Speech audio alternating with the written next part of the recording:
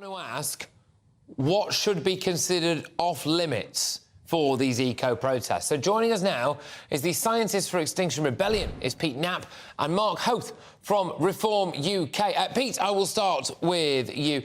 What is off limits, do you think, for eco-activists?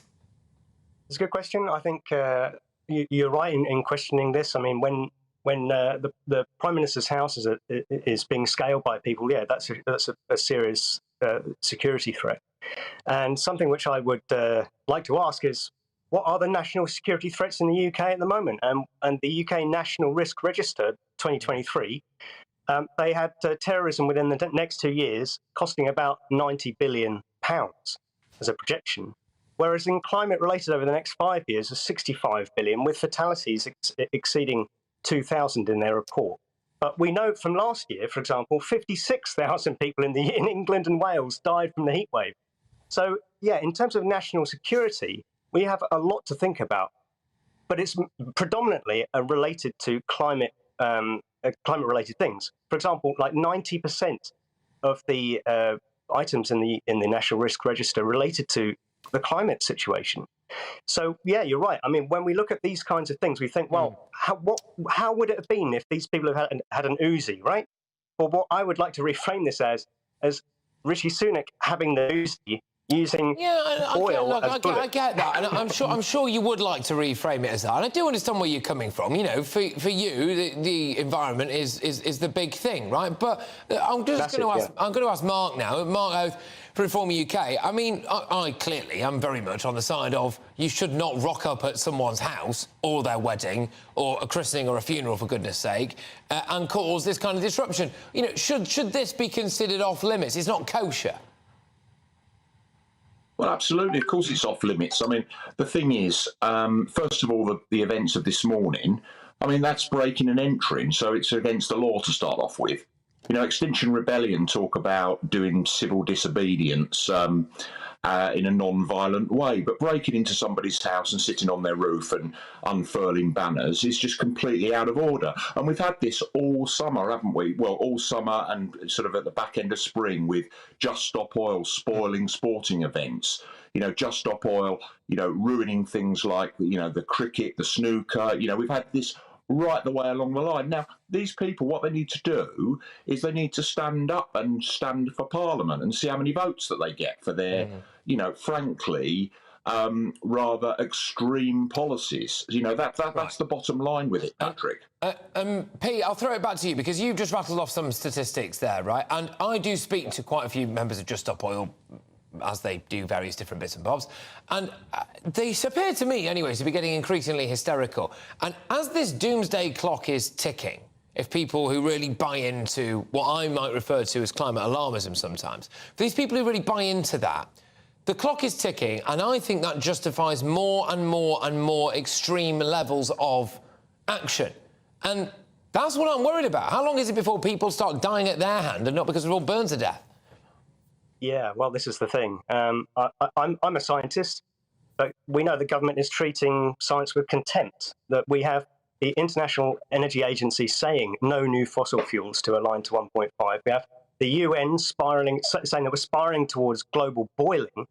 We have the highest temperatures in human existence, catastrophically low Antarctic winter ice. And you speak to anyone who's just come back from holiday in Spain or Greece or Turkey, and they'll tell you what is really happening. Pete, I'm going to stop you there. Those fires were arson. And I was in Greece at the time, and the Greek media was reporting on it being arson. And it was only people over here and various different other places across Europe where they decided to ignore that and say it was climate change. Can I just ask, satellites show, this is according to the Royal Society, satellites show that since the early 2000s, when 3% of the world was on fire, caught fire, that's down now to 2.2%. Wildfires are lower. 2/3 of the Great Barrier Reef is now experiencing record high coral growth. We have more polar bears than we did 10 years ago.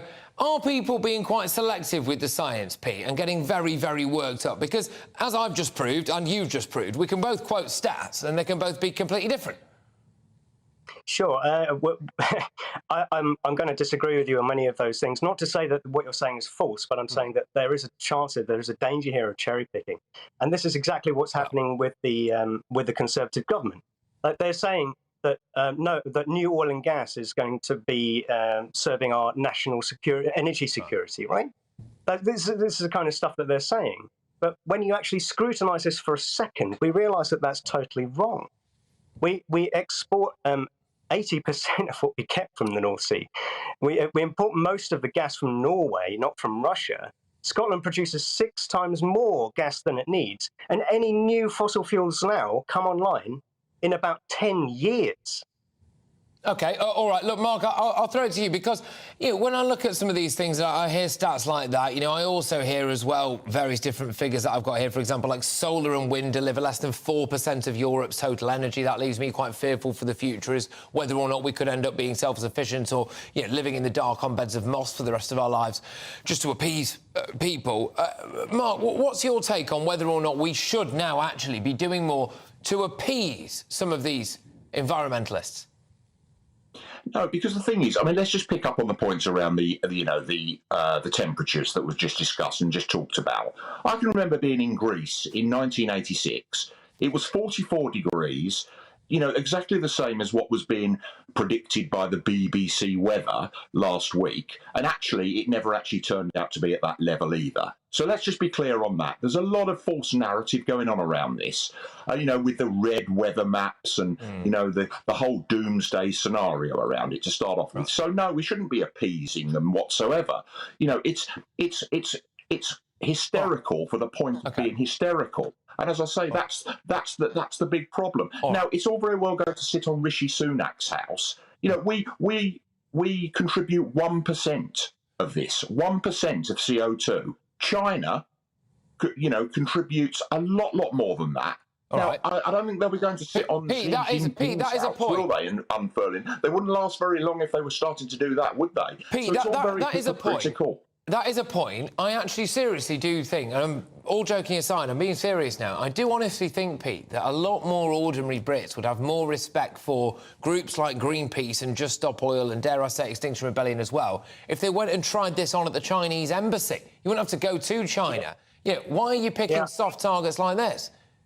Yeah, I can sympathise with the idea, because when we look at China's emissions, we do think, well, that's out off the scale. But we've got to ask ourselves, why are their emissions off the scale, and where do we buy everything that we get in the UK? I mean, that's one thing. But the second thing is the cumulative emissions from China over the last 150 years is minuscule compared with what it is in the UK. But that's because we're the 6th highest in the world. Country. Yeah, but to be fair, Pete, you did talk earlier on about cherry-picking figures as well, didn't you? And it's because China is That's not cherry-picking.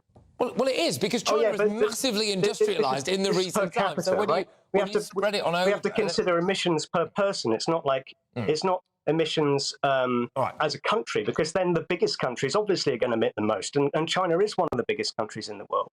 So we have to compare it to the population, not the size of the country. Look, Pete, if I turned up at your house, right, and scaled your house and sat on your roof, or rocked up at your wedding and just ruined it or did whatever, because I was saying, Pete, you've made me get a new heat pump, or I've had to sell my car and get an electric car, and I'm skint, I can't feed my kids. How would you feel about that? Well, if someone were to come to my house with a genuine concern, as people did at Just Stop Oil, a group of people infiltrated Just Stop Oil party, right? They had some balloons helium balloons with a siren on them, and let them off in the hall. Totally disrupted it.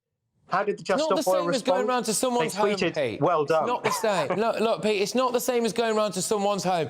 I don't care how much money he's got or any of this stuff. His wife and kids will not feel the same in that house after this. I wouldn't feel the same in that house after this. And I don't think that's right. I think there are limits to it. Look, thank you very much, both of you. We could talk about this all day, and we can't. How are the people going to feel when they're flooded out of their homes, right? How are people going to feel when their houses are burned to the ground? This is a very, very different situation. Well, I think it's going to be fascinating. I do think it's going to be fascinating to see how you would feel if you are proven wrong in a few years' time, actually, and you're going to have a lot of humble pie to eat. But we'll have to wait. Get me on. I'd be thrilled if I was wrong. Really? So would everyone else, to be fair. But Pete, thank you very much. Pete now, of course, is scientist for Extinction Rebellion, and Mark Hoth, who's a Reform UK.